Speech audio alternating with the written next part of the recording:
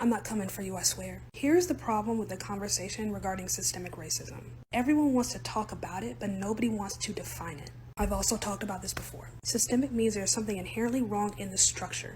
The structure of the United States is laws, policies, and procedures.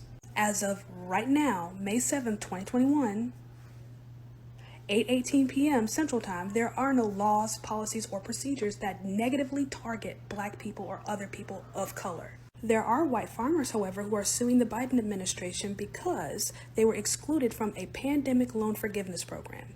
The Guaranteed Income Plan from Oakland, California, they had to change this because of all the backlash. They were going to offer guaranteed income to poor people who weren't white. Can you find me a law in current existence that intentionally targets Black people, or a government program that intentionally excludes Black people? The preamble to the Constitution starts with "we the people." That means if you want to change the structure, you need to change the way you vote.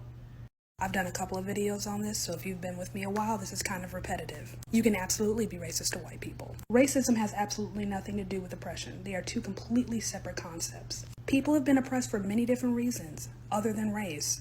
Class, socioeconomics, gender, religion. The Irish and Italian, when they first immigrated to the United States, experienced oppression. What did we learn in elementary school about the Pilgrims who set sail on the Mayflower?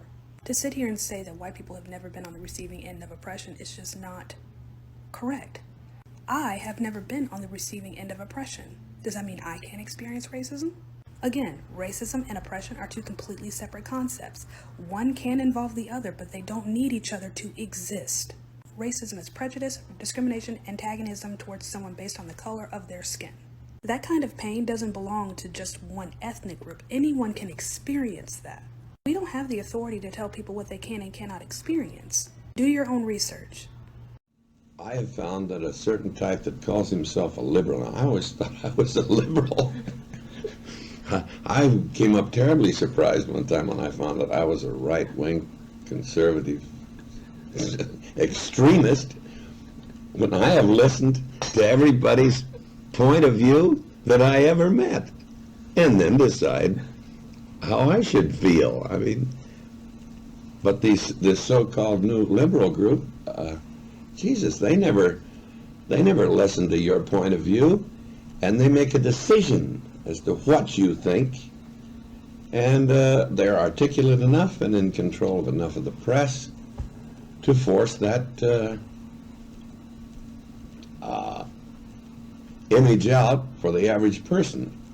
For some reason, maybe it's these pictures, they have not been able to do that with me. In spite of what they say, people have not taken sides that I'm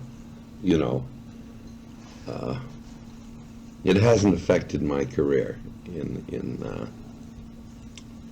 popularity, let's say, in spite of the fact that they've tried to make it do it.